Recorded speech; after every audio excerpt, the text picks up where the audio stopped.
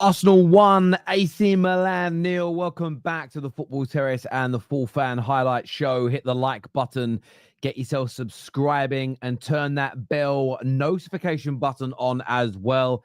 And it's a great start to pre-season for Arsenal. Let's have it right. Let's be honest.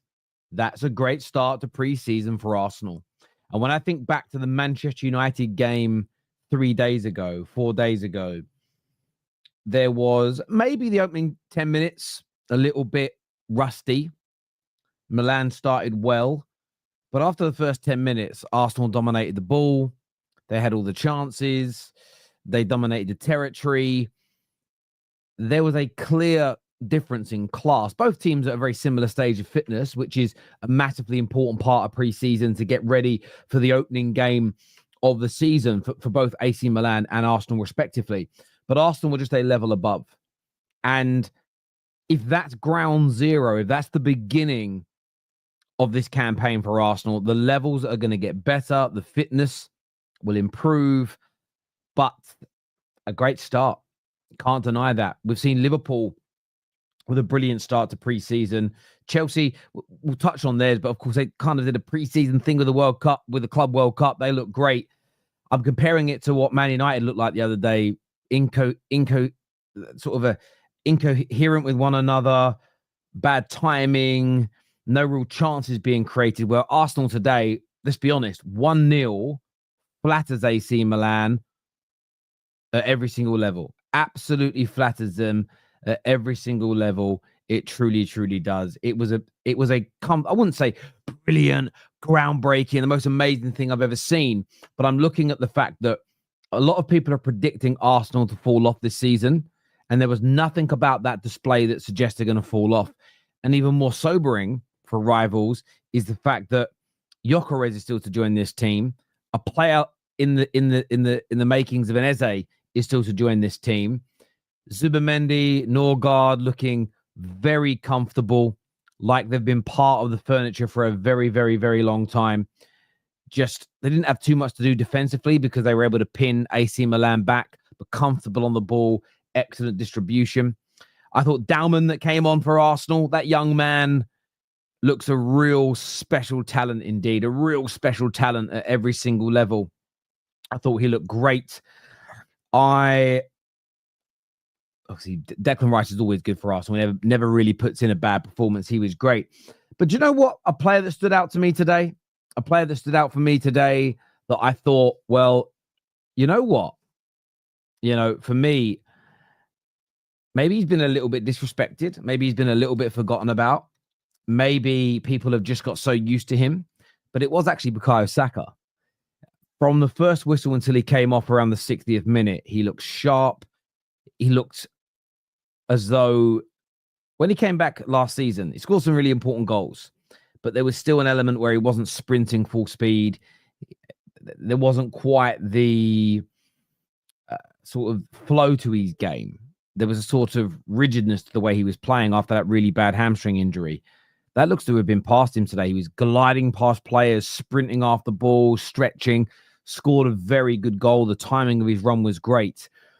And I just think it's a player that maybe you don't think it needs to be said, but I almost think it does. It's almost people have forgotten about how talented this man is. And yes, Arsenal fans will be excited for Gyökeres, Zubimendi, young Dalman coming through, potentially Eze, Rodrigo even. But you've got a world-class player in Bukayo Saka, and he demonstrated that today. And I think due to the injury that he got from basically December until the end of the season, we didn't get to see, as football fans, the very best of Bukayo Saka. That break at the end of the season, I think it's given him a new lease of life, and he looks fit and raring to go. And, you know, as FaZe here says, who doesn't win he doesn't say this when teams lose, but he certainly says this when teams win games, is that pre-season is for fitness. And there is an important part to what you're saying there. A big part of pre-season is about fitness. A big part of pre-season is about getting fit and is about being ready for the campaign to begin. Nobody is gonna deny that. I didn't realize there was a penalty shootout that's going on as well. which everybody's watching right now. But yeah, look, from my point of view and perspective, I just look at this and I understand completely and wholeheartedly that fitness is the most important part. I understand that. And I don't think anybody whatsoever is going to deny that the fitness isn't the most important part. But we can't ignore performance levels. And to be unfit and to be performing at that level, I think he's very, very good indeed. Penalties, by the way, just started. Moreno's just scored. I'm not sure if he was the first penalty taker because I've only just turned it back on. I didn't realize there was a penalty shootout after the game. Oh, okay. So Arsenal missed their first penalty and then they've scored the next two. Who missed the penalty? Who missed their pen? Who missed their pen? I didn't know there was penalty shootouts at the end of the game. Hang on a second. So who missed Arsenal's penalty? Odegaard. Oh, Jesus. Odegaard missed it. Oh, it was saved. It was saved. Okay. It's weird though having penalties after you've won a game. Pre-season does this though, don't it? Pre-season does this. Pre-season does this. But we'll see this through.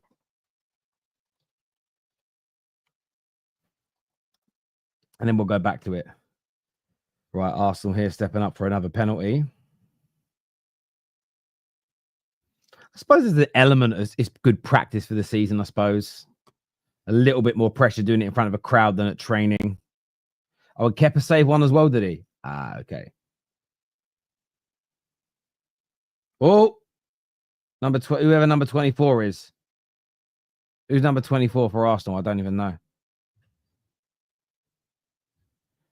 So I haven't got the sound on now. So Arsenal just missed another one. AC Milan can take the lead here. AC Milan can take the lead. I don't know who all the players' numbers are. My screen's too small to see. Who is number 24 for Arsenal? I don't know.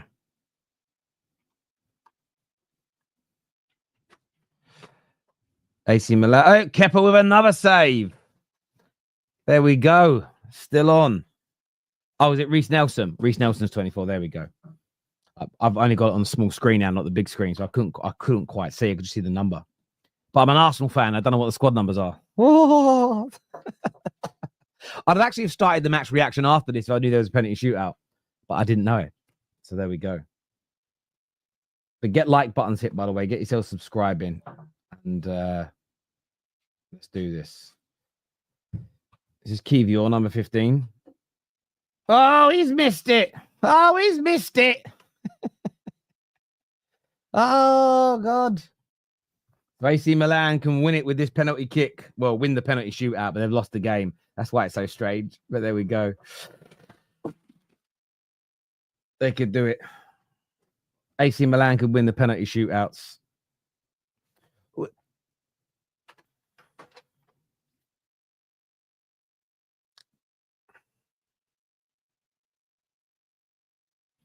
Is he really good there, keeper? Okay, yeah, he was very good. You know what? He was good in the second half. He pulled off some brilliant saves in the second half, to be fair. Pulled off some brilliant saves. Milan for their final penalty. Oh, he saved it! He's worth the 5 mil. Hold the print. He's worth the 5 mil. He's worth the 5 mil. What a signing.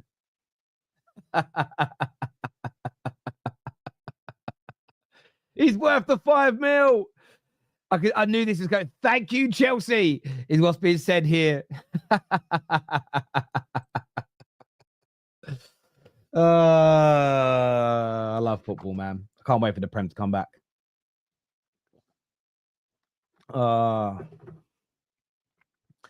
Number 56. Is this Max Dalman? Is his name Max, right? Oh, scores it. Buries it. Is number 56 down? Is that who it is? Looks like him. Looks like the man I put on my thumb now. Let me see. Why can't I see his name? Yeah, he just buried it. So Kepa can pull off a third save on the bounce here. Arsenal win double bubble. That's a very good penalty by Max Dalman.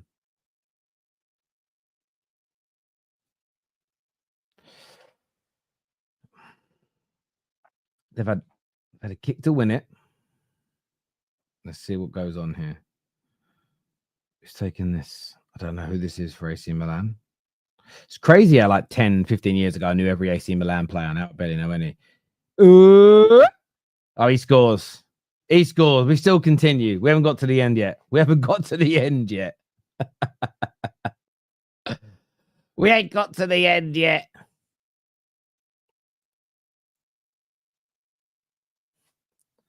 Okay. So, is Kepa taking one? My God, that keeper looks well young. This is mainly because I'm really old. Who's taking it? No, Kepa just handing the ball over. And he's handed it over to. Let's wait till we see the number. I might know they are, but it's a kid I don't know. Is that Trossard?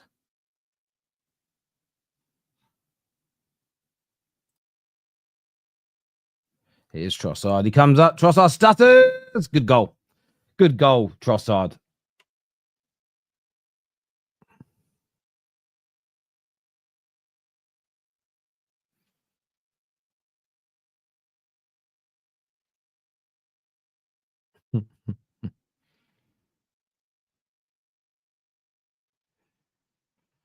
Right. Hurry up. Come on, guys. Get this done.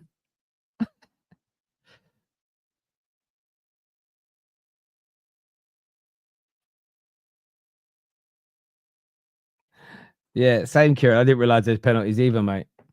But we like somebody saying, since when have you done match reactions to preseason games? For the past 3 years, mate. Milan scored again as well. Past 3 years, we've been doing them, and we'll be doing them for Chelsea. We'll be covering Spurs games, Liverpool on Saturday. So, yeah, multiple. If you don't like it, don't watch the Football Terrace. You don't need to be here. You don't need to be here. I kept handing the ball over to this young man. I don't know who he is. I mean that with all due respect. I can't even see his shirt number yet.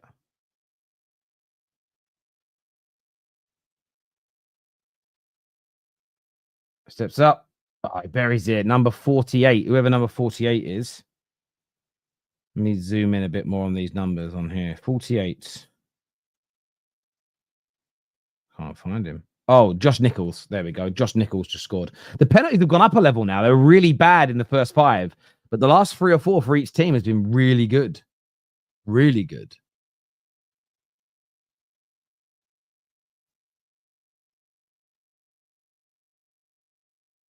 A big smile on his face, bless him. Especially, yeah, I get it for these youngsters. So it's a big, for the kids that are playing, the 15, 16, 17, 18-year-olds that are out there for Arsenal. It's not the biggest stage I've ever played on, you know. It's massive. Here we go. Oh, what a penalty. I don't know who that Milan player is, but he just put that right into the top corner.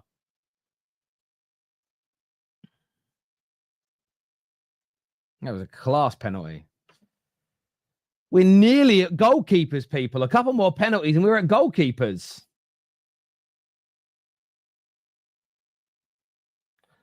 A couple more penalties and we are at goalkeepers. That is where we'll be.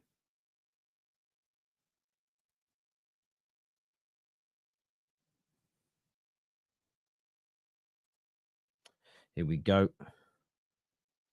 Another young Arsenal man stepping up. Salmon. Oh, he blazes it over. Goes over the bar. That weren't a good pen. My God, their keeper looks about 12. Kepa's got to come up trumps again here. Kepa's got to pull it out the bag.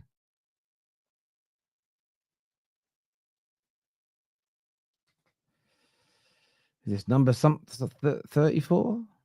44? Number 34 for Milan. I don't know who that is. Genuinely don't know who that is. His name's not even on this list here. But he steps up. He can win the penalty shootout for AC Milan. He steps up. Oh, he does it. He scores. Milan win the penalty shootout, but lose the game. I don't get it. But there we go. It's over now. The game's over now. So welcome back. Do you know what we're going to do? Just for a laugh, we're going to start it all again.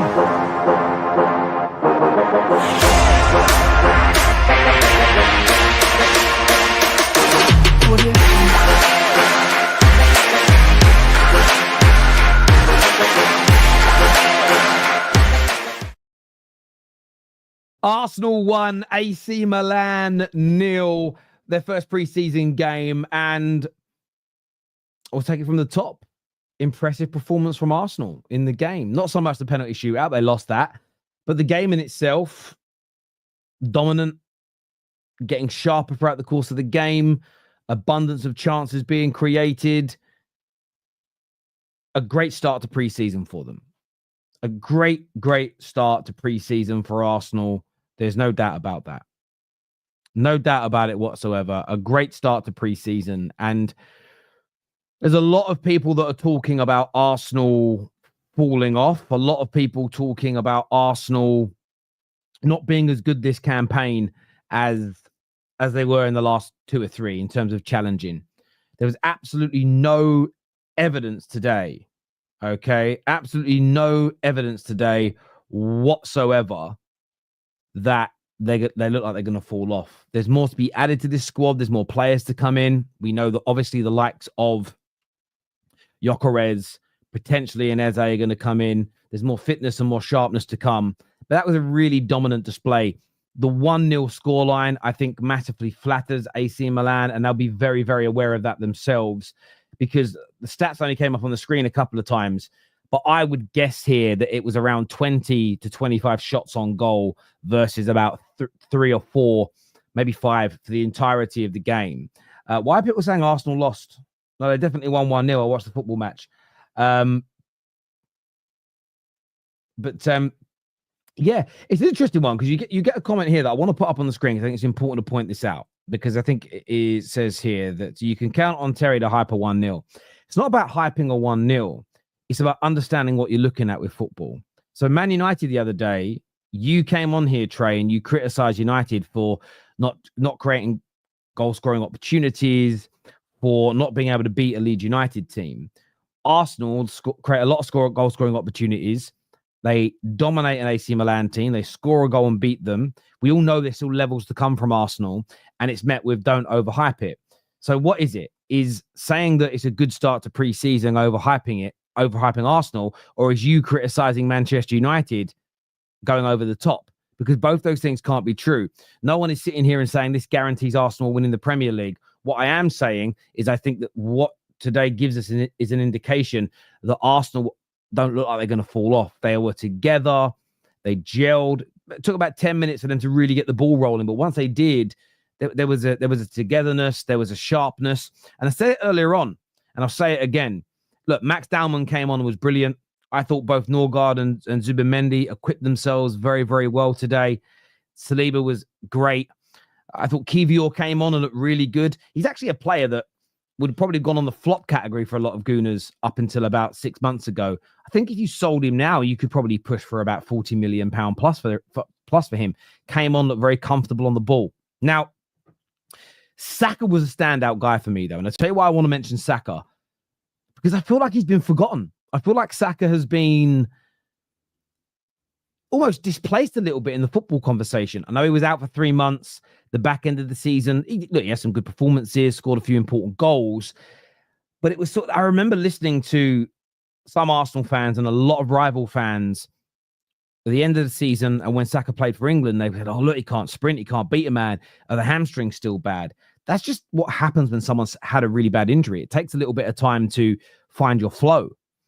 And Saka looked so sharp for the first game of preseason today. He was gliding past fullbacks, creating opportunities. He scored a goal. And he, for me, is someone that rivals keep an eye on. You might even see an even higher level to this man this year, especially with what I saw from the likes of Dalman, especially with the Madueke coming in to give him minutes off. Max Dalman looking ready for first team football. And on Max, I'll come back to Max Dalman in a minute. Waneri playing in the 10 role today, actually with a double pivot behind him rather than a 4-3-3. Again, just a little indication of some subtle adaptations and changes that Arsenal may implement this season. for people to kind of look at and focus on. So I felt like overall, you know, it was a very, very good start indeed. Saak looked great. I thought Waneri, he could have scored what he could have scored an absolute wonder goal. What a touch and turn. He looks bigger, stronger, more physical this year. So it's going to be intriguing to see where he fits in with Arsenal's plans. Young Max Dowman. I spoke about young players on the Football Terrace for a long time. Every now and then you get one wrong and you go, oh, I don't really rate him, and he ends up being great. But typically you can see within a game or so whether they're of the level. And Max Dowman's of the level.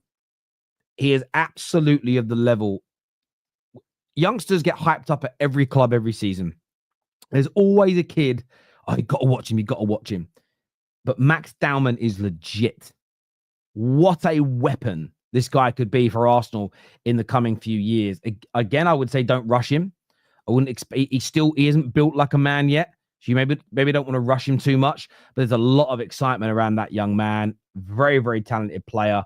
And I get why there's been so much hype from Arsenal fans in relation to him. But look, very good start to pre-season for Arsenal. A long way to go to get their fitness levels up and get their standards to the right place. But overall, I don't think Arsenal could have, maybe a few more goals. Outside of that, I don't think they could have asked for a better start. Zubimendi and Norgard looking comfortable in this new team and setup. Colton here says Nelson raising his price tag, Zinni lowering his. I wouldn't, I don't necessarily think that. I didn't think Zinchenko had a bad first half. This penalty practice can help FA and League Cups. This is true, Kenny. Mag here says, I love the show, but please never have Aaron on the show again. This guy is just toxic and without a proper thought. Please, Terry, kick him out. Well, look, we're not going to kick people off shows. That's not what we do at the Football Chat. Unless they do, we kick someone off once because they threatened to murder one of our other panelists. Didn't do that on camera behind the scenes. We'll kick them off for something crazy like that. But that's the point of the shows, is people come with different views and opinions. I'll always challenge. The panelists will challenge. And your job as an audience is to challenge. That's how I'm meant to do these things, my friend. So it's not about kicking people off, personally. Terry, is it crazy that Max Dowman's only 15? Yeah, I think it is. I think it's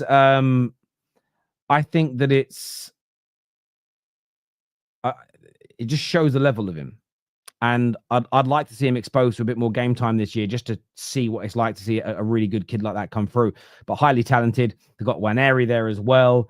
And yeah, absolutely fantastic. Who did that? I'm not going to mention the person's name, but he's on a lot of other people's channels and they all know what he did. It's crazy. Absolutely crazy. But that's just me. That's just me.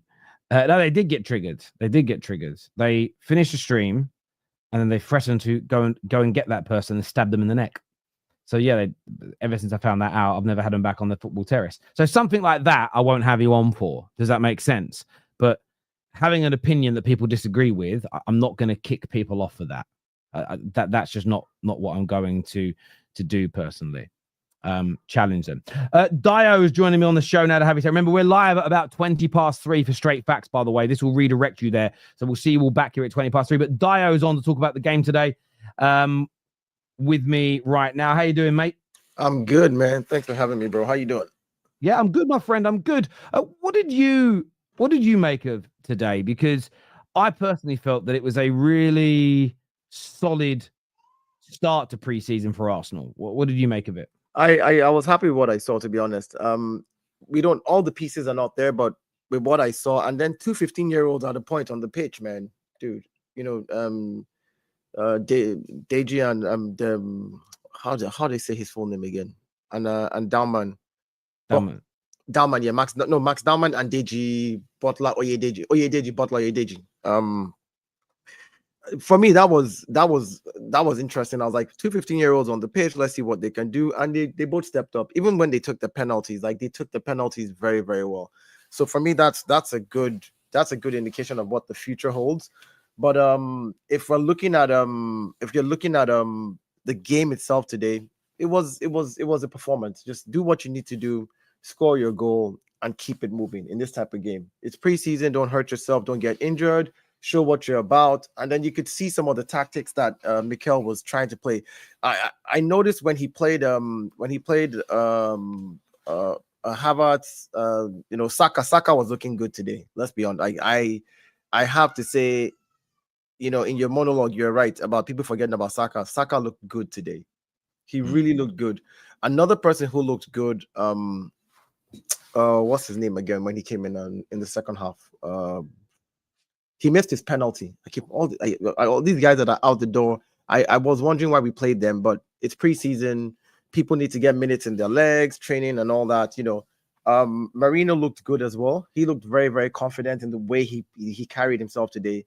Trossard looked good. These are players that I don't know if they're going to be here. I know Marino will be here, but I don't know if Trossard will be here at the beginning of the season. Hopefully, but yeah, the team looked good. Honestly, the team looked good. They really, really, really looked good. Yeah, it was Reece Nelson. Reece Nelson looked. He played very well, and but I don't know if there's a place for him in Mikel Arteta's setup this season. And so, yeah, just generally happy with how the team looked. Knowing fully well that this is not the first full 11. We still have.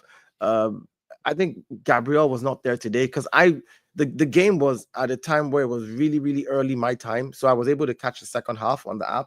Like I was asleep in the first half. I can't not sleep. So I woke up to catch the second half. But I don't know if Gabriel played at all in the first half. Kirill looked okay. Yeah, so he's not even there. No, Gabriel didn't play. Yeah. So we do have like I see the prospects of what we can do with the first 11. And then again, squad depth. I was happy with what we had. People who I didn't even really, people who I don't really rate coming in and doing the business. Kepa did what he needed to do during the penalties and even during the game in the second half. Like as a goalie, I have to say we did it. We got a good deal for that guy for 5 million. He may not be. I had to go back and look at his stats last season, and his stats were not very far off from David Raya. While he was at Bournemouth, his stats were not very far off. It wasn't like miles apart. And I was like, okay, hold on. Did we overlook this guy last season? And not just because of maybe because of the trajectory of his career, have we overlooked how experienced he is as a goalkeeper? So yes, in the penalties, he did a good job. So yeah. I wanted to ask you, what was your thoughts? You didn't watch the first half, so I won't ask you about Norgard, but what did you make of Zubimendi, in his first appearance in an Arsenal shirt? To be honest, like I think maybe because I kind of looked at the team as a team. I think most people who are Arsenal fans always tend to want to look at the individual player, like, oh, how did Zubimendi touch the ball 5 times? I think as a team, he clicked with the team for somebody who's playing for the first time with the team. He looked like he was part of an Arsenal team that had played last season, like the way they played and the way he played. He didn't. No, I agree, Dayo. Sorry to interject. I agree. I was listening to Aaron yesterday on Straight Facts, and that's why I think it's always important to listen to what people's opinions are and not, as the super chat suggested earlier, kick people off. Because his view is a player is not a flop if when they play, they integrate perfectly and the levels of the team don't drop. Now, I agree with that to a certain extent. I mean, there isn't a DM that there's very few DMs in the world that wouldn't be a drop-off from Rodri at City. So the idea that you don't get slightly worse if someone like him's out, I think you have to there has to be a bit of leeway in that. But I agree with you, and I agree with so to put it to Aaron's point, both Zubimendi and Norgard look like they'd always been at Arsenal. I didn't watch them play today. It didn't look like a new person. When I watched Cunha at United, he was trying to do the right things, but the rest of our team isn't used to having a 10 that can pick the ball up and drive at fullbacks. So I don't think their positioning yet is right to help support that. They're sitting in positions where our fullbacks, our wing backs, were sitting in positions where they're waiting for a ball to be passed out to them, because that is all the likes of Mason Mount and Bruno do, because they don't drive and run at players. And I just watched Zubimendi and Norgard, to be fair. And look, you pin them back, so they didn't have as much defensive work to do. But I agree with you. They just blended in. Sometimes you didn't know they were there. They really honestly just blended in. He blended in, and at a point I was looking, I was like, what's his number on his jersey? Like, that's how, like, I'm for me, it's until I see what you do with the team.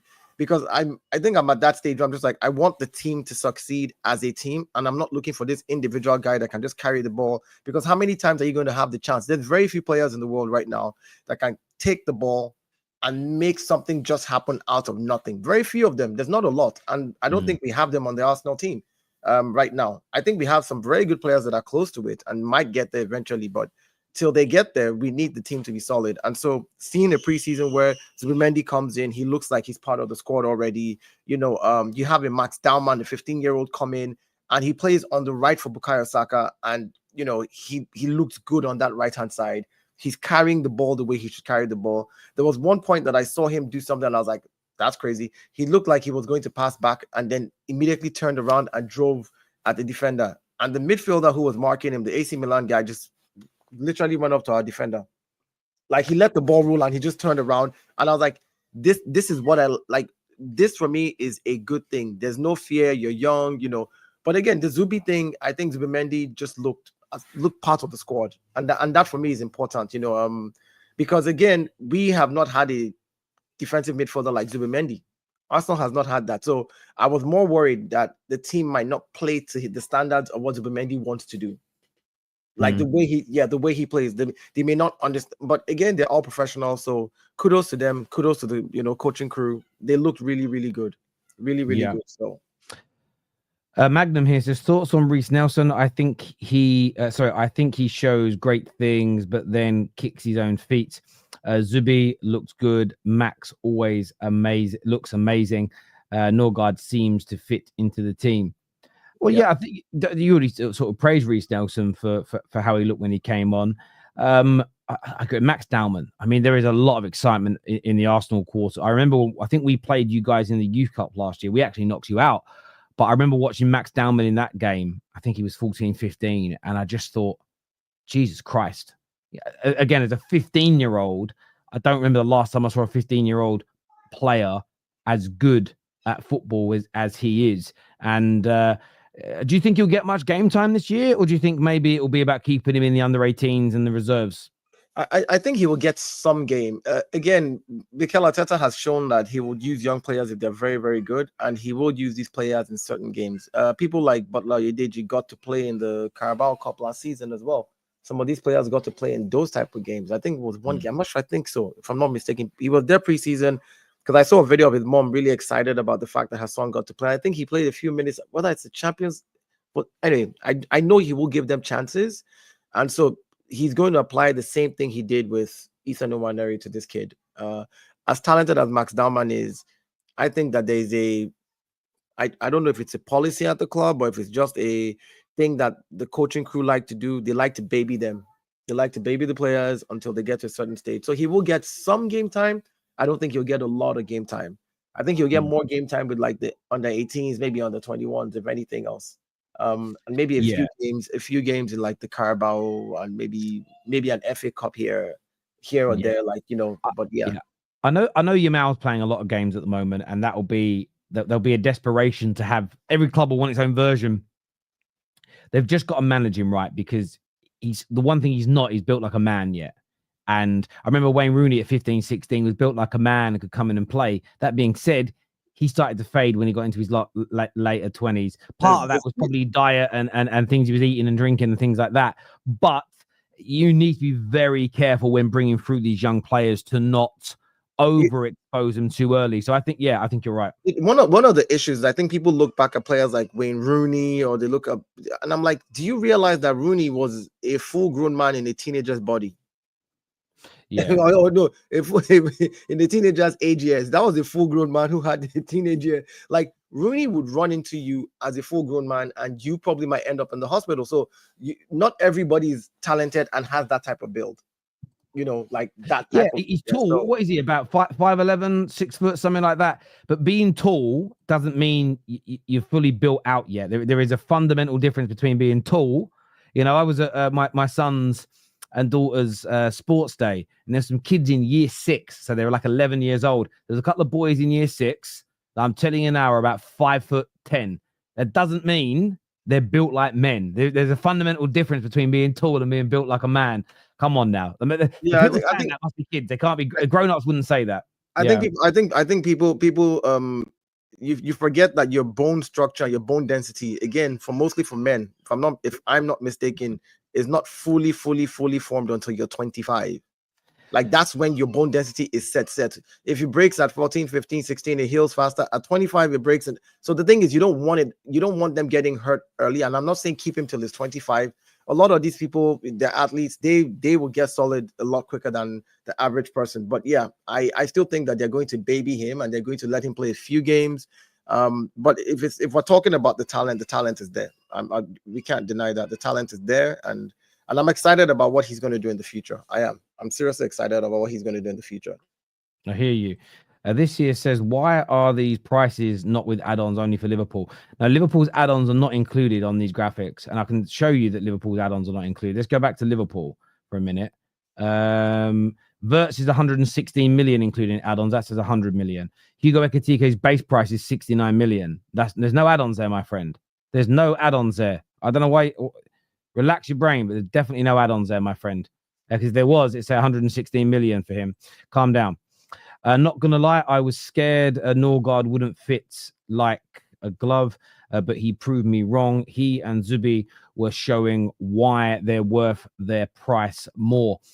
Look, Sam said this last week about Liverpool buying lots of players. The core remains, and typically speaking, players can integrate quicker. One, when the core remains at a club, which yours pretty much has, barring Thomas Partey, and secondly, your club is profiling. Clubs do things differently now than 20 years ago. You're buying players that fit how you play. I don't think clubs across the world weren't as regimented on that years ago. And I think that that's the most important thing. You buy the right profiles for the system. You shouldn't need 2 years to be integrated. Maybe as a youngster, you buy a young player that needs to be developed. But if you've done the right scouting on Victor Gyökeres, he should fit in. He shouldn't look like a fish out of water in your system, personally. Yeah. Actually, there's an article that I read concerning how Arsenal internally, since Andrea Berta came, have changed the way that they actually try to get players in. Before, Arsenal used to use a tier system, tier 1, tier 2, tier 3 on their list. Like tier 1 would be maybe say like Saak. If he's not available, then tier 2s they have like that. Like that's how they used to do it. But Andrea Berta has, I think, brought a different style where he says to them, we're just going to get quality up and down across the board, squad depth, quality up and down across. So if Bukayo Saka is here, whoever is behind Bukayo Saka may not be on the same level, but is not a massive drop-off. Zubimendi, Norgard. There's, Zubimendi, again, we can talk about longevity for him because of age. But again, Zubimendi is 27, if I'm not mistaken, right? I don't remember. I think Norgard is 30, 31. So they're not that far off. You know what I'm saying? But quality-wise, again, it's not a massive drop-off. Same thing for the only position I'll say there's a massive drop-off is Gyökeres to Kai Havertz when it comes to goal scoring. That's where the massive drop-off is as regards to like what I think they can bring to the table for why they're on the team. So yeah, I think that's changed the entire whole system of how we bring players in, which I like. I like the fact that if Saliba is resting, Mosquera looks good. I've seen a few of his videos. I've watched a few of his clips. I've seen 1 or 2 games that I had to go watch because that guy played a lot of games last season. So if you can find any of the old games, there's quite a bit about him out there. If Kiwior didn't look bad today, So if Gabriel needs to rest, then you've got Kiwior, you've got Calafiori. If Mount Skelly is not playing the way he should, you've got Calafiori, you can go on the left. On the right, you have Timber and Ben White. So there's good for good, like for like players, which I'm happy about. I just pray they stay fit, and then we'll see what happens this season. I hear you there. Zubimendi made only 3 passes to defenders. He is the progressive passer we need to link up with Gyökeres. Enough of those back and sideways passes. Look, what I will say to that is AC Milan were all behind the ball. So there was almost no need to pass it backwards. And some sideways passes are important because you're taught in football to move the ball from side to side. But I think he is going to move that ball forward a lot more. It's kind of the Spanish way, right? It's often how these Spanish controllers are built to do things. I've always felt he was going to be a fantastic signing for yourselves. Listen, I want to say a big thank you to everyone who's tuned in. We're going to be live again in about 10 minutes right back here on the Football Terrace of Straight Facts with Mo and Hussam. This is going to redirect you to that video. So I want to see all of you here for when we go live. We're talking big transfers in relation to Arsenal. We're looking at both Xavi Simon's personal terms agreed by all accounts and Hato closing in on the move to Chelsea Football Club, plus much more on that show. So we're going to see you all in about 10 minutes time here on the Football Terrace. Dayo, thank you for joining me. All my super chatters, thank you. Until next time, take care, goodbye, God bless, and I'll see you all again soon. Peace.